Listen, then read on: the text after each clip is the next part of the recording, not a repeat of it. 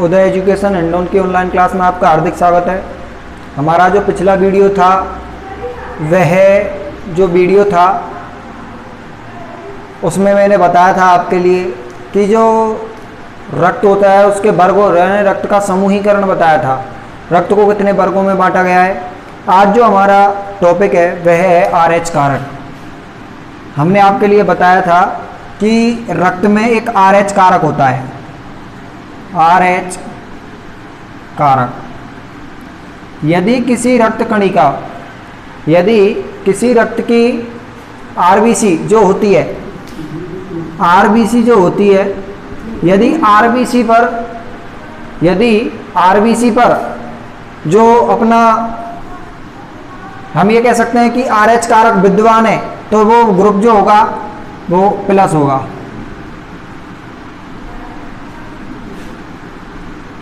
ऐसा मैंने रक्त समूह आपके लिए बताया था। यदि RBC पर RH कारक जो कारक है वह अनुपस्थित है और यदि अनुपस्थित होगा तो वो सारे group A negative, B negative, AB negative and O negative होंगे। इस तरह से मैंने आपके लिए बताया था। सबसे पहले हमारे लिए जानने की ज़रूरत है कि जो RH कारक है उसकी जो खोज है वह मकाका रीसस नामक बंदर में की गई थी। अब देखिएगा, जो RH कारक है वह उसकी खोज मकाका रीसस नामक वैज्ञानिक में की गई थी और ब्लड ग्रुप में यदि RH कारक उपस्थित है तो उसमें A+, B+, AB+ और O इस प्रकार के रक्त समूह होंगे। यदि RH कारक उपस्थित नहीं है तो A negative, B negative and AB negative and O negative होगा। ये जो रक्त है उसका वर्गीकरण है RH कारक और RH कारक की उपस्थिति। ये तो होगी उपस्थिति पर और यह होगी अनुपस्थिति पर, इस प्रकार से। अब देखिएगा RH कारक जो यदि RH कारक प्लस है, मैं ये कह सकता हूं कि RH कारक प्लस पूरी दुनिया की 85% जनता में यानी RH कारक पाया जाता है, जबकि 15% जो जनसंख्या है उसमें RH कारक की अनुपस्थिति पाई जाती है। RH कारक की क्या पाई जाती है? अनुपस्थिति पाई जाती है। यानी उनमें जो 85% लोग हैं उनमें RH कारक होता है वह अनुपस्थित होता है। अब देखिएगा, मैं आपके लिए बता देता हूं कि जो RH कारक होते हैं यह भी एक प्रकार की प्रोटीन ही होती है और इसमें हम ये कह सकते हैं कि जो RH कारक होते हैं वो 5 होते हैं। RH कारक, ये RH कारक एक प्रकार की प्रोटीन है और ये प्रोटीन जो होती है ये 5 प्रकार की होती है लगभग। RHD, RHE, RH small e, RHC capital C and RH small c। इस प्रकार से जो अपनी जो RH कारक होते हैं वो इस प्रकार से, इसमें 5 प्रकार के होते हैं ये 1।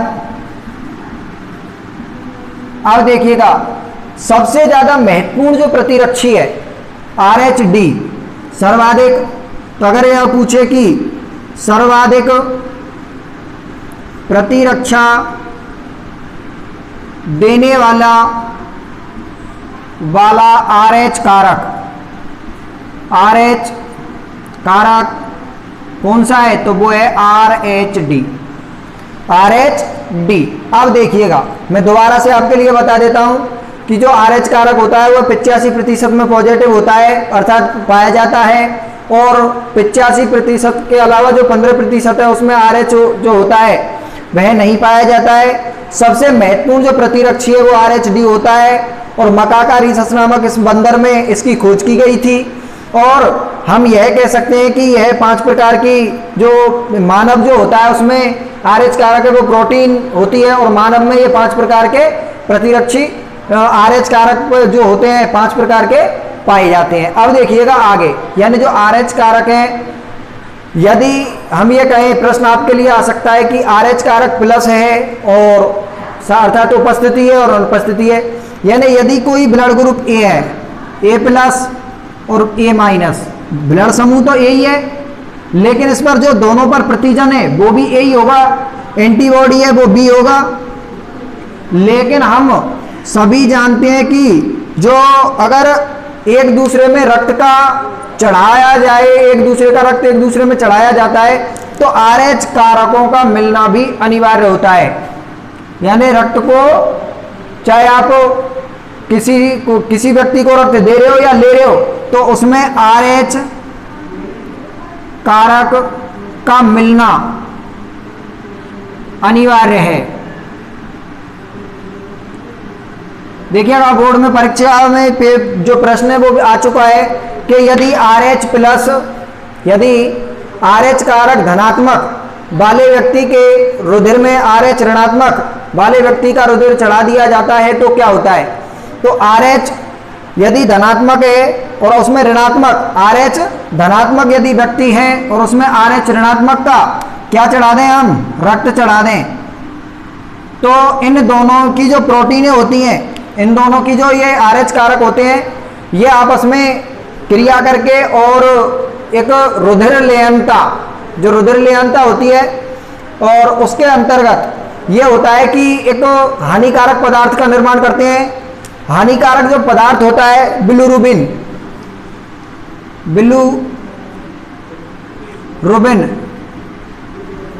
बिलिरुबिन नामक जो हानिकारक पदार्थ है उसका निर्माण होता है। और जो बिलिरुबिन नामक हानिकारक पदार्थ है यह यकृत को प्रभावित करता है, और यकृत को प्रभावित करने से उस व्यक्ति की मृत्यु हो सकती है, बिल्कुल, यानी मृत्यु होगी ही उसकी। यानी रुधिर लेयनता, जो रुधिर होता है उसमें विभिन्नताएं हो जाती हैं और उसमें ये हानिकारक पदार्थ का निर्माण होता है। और हानिकारक पदार्थ जो होता है, हम ये कह सकते हैं कि जो RH कारक होता है, यदि पॉजिटिव, यदि RH धनात्मक व्यक्ति के शरीर में RH ऋणात्मक चढ़ा दिया जाए तो रक्त पर स्थित RBC, जो RBC होती है ना, रक्त में स्थित जो RBC होती हैं, उन RBC जो होती हैं ना, उन RBC में हम ये कह सकते हैं कि बिलिरुबिन नामक हानिकारक पदार्थ का निर्माण हो जाता है। और जो RBC होती है उन पर रुधिर समूहन की विधि द्वारा जो RBC होती है वो नष्ट हो जाती हैं। RBC का विनाश। तो आपके समझ में आया होगा कि ऐसी स्थिति में RH धनात्मक पर ऋणात्मक चढ़ाएंगे तो जो रुधिर लाल रक्त कणिकाएं होती हैं उनका विनाश हो जाता है। विनाश होने की वजह से बिलिरुबिन नामक जो हानिकारक पदार्थ होता है उसका निर्माण हो जाता है और उससे व्यक्ति की मृत्यु हो सकती है। इसको यह यकृत को प्रभावित करता है। अब देखिएगा, एक इस RH कारक के कारण एक रोग उत्पन्न होता है, अर्थात यह रोग सामान्यतः गर्भवती महिलाओं के लिए होता है। और यह एक प्रकार की जो रुधिर है वो विसंगति के कारण होता है, रुधिर विसंगति के कारण होता है। RH कारक में उसको कहते हैं गर्भ रोगाणुकोरकता।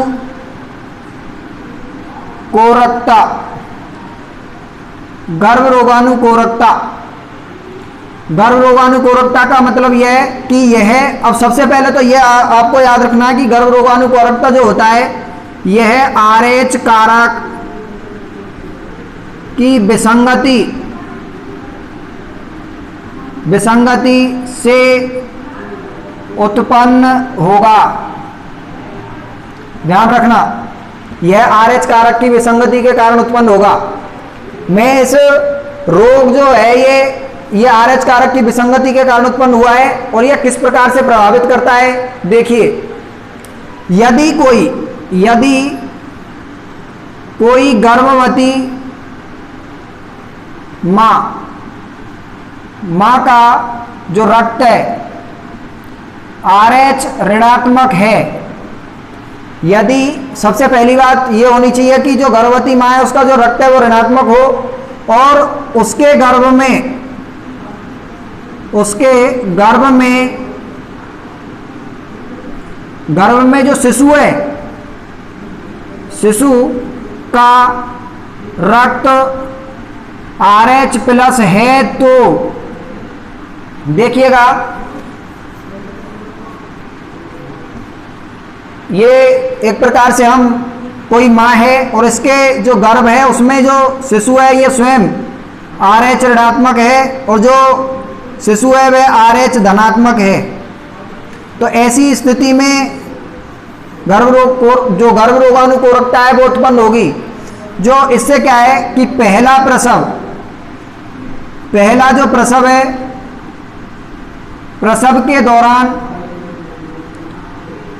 पहले प्रसव के दौरान जो बच्चा है वो सकुशल जन्म लेता है, सकुशल जन्म लेता है। इसका मतलब है उसको कोई भी परेशानी नहीं आती है। लेकिन जब जन्म लेता है तो प्रसव के समय, जो प्रसव है उसके समय पर माता और शिशु का रक्त आपस में मिलता है, और जब मिलता है तो मिलने से RH ऋणात्मक और RH धनात्मक जब आपस में मिल रहा है तो एक प्रतिरक्षी का निर्माण हो जाता है, और जो प्रतिरक्षी है वो है RH का एक प्रकार से प्रतिरक्षी का निर्माण हो जाता है। देखिएगा ऐसी स्थिति में अब जो माँ है, ये माँ RH धनात्मक और ऋणात्मक जो रक्त है वो आपस में मिला है तो उसमें प्रतिरक्षी का निर्माण हो गया, प्रतिरक्षी का निर्माण हो जाता है। और ये प्रतिरक्षी का निर्माण हो जाता है तो इसलिए हम ये कह सकते हैं कि जो इसके बाद जब माँ के दूसरी संतान उत्पन्न होती है तो ऐसी स्थिति में जो ये प्रतिरक्षी होता है यह शिशु का जो रक्त होता है उस शिशु के रक्त के साथ क्रिया करता है, और क्रिया करके वही रुधिर समूहन की जो विधि होती है, जो रुधिर समूहन की विधि है उसके अंतर्गत तो हम ये कह सकते हैं कि उस समूहन विधि के द्वारा जो लाल रक्त कोशिकाएं होती हैं शिशु की, उनको नष्ट करने का कार्य करता है। और नष्ट करने के कारण जो शिशु होता है या तो वो गर्भ में ही मर जाता है, और गर्भ में मरने से जो माँ है और शिशु है दोनों ही खत्म होने की संभावना बढ़ जाती है।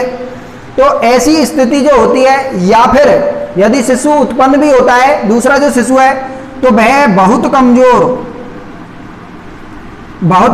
होगा, या फिर वह किसी जो रक्त से संबंधित जो रोग हैं जैसे हेपेटाइटिस जैसी ये तो बीमारी के साथ उत्पन्न होगा।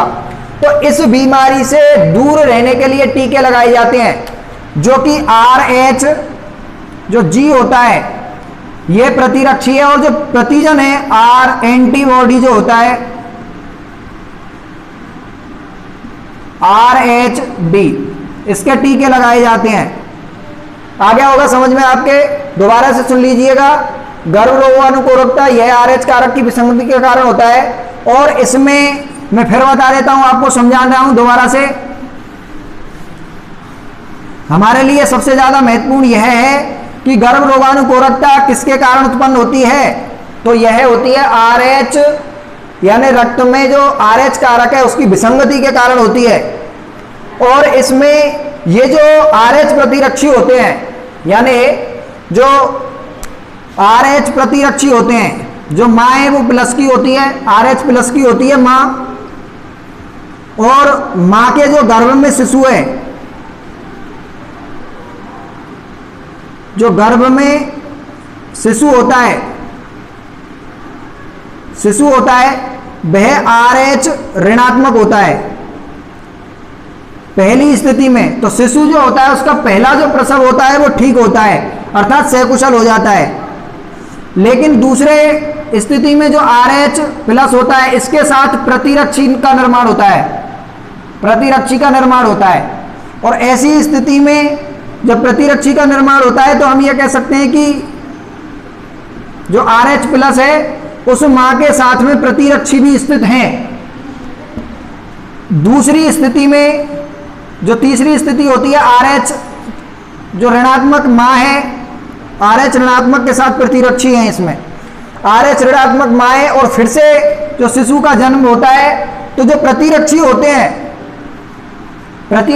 हैं और यदि शिशु RH धनात्मक है तो ये प्रतिरक्षी इस धनात्मक को जो इस रुधिर लयनता, रुधिर समूहन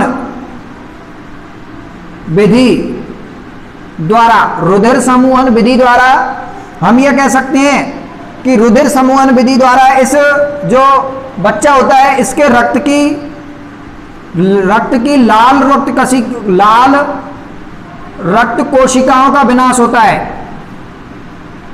और कोशिकाओं का विनाश होने के कारण या तो जो गर्भ में जो शिशु है, गर्भ में जो शिशु होता है, ये जो प्रतिरक्षी होते हैं RH+ धनात्मक, RH धनात्मक शिशु के साथ के रक्त से क्या कर लेते हैं, संयोग करके और उसकी लाल रक्त कोशिकाएं होती हैं उनको नष्ट करने का कार्य करते हैं। इस कारण से जो शिशु होता है वो या तो गर्भ में मर जाता है और गर्भ में मरने से माँ और जो बच्चा है, शिशु है, उन दोनों के लिए खतरनाक है।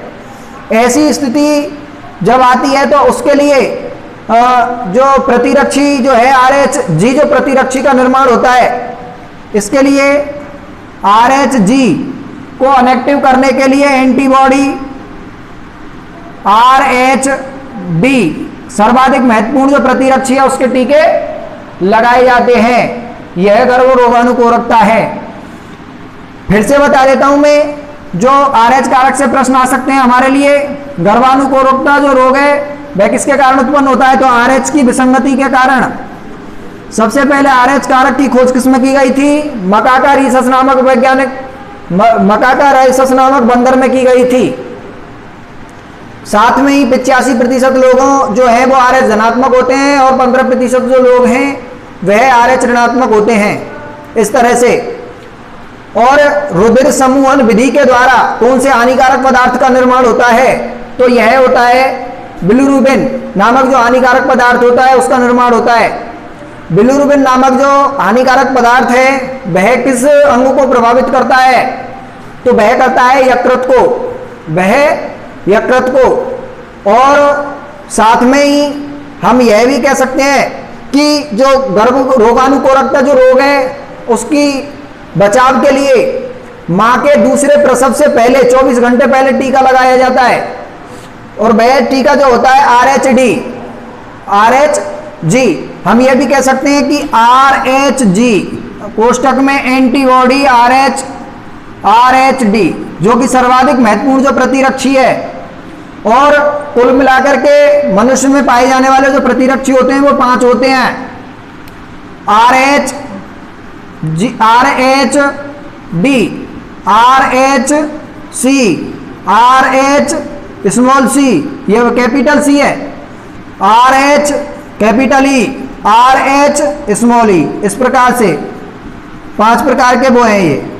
तो इस प्रकार से जो रोगाणुकोरक अपन का अगर RH कारक है वो कंप्लीट होता है।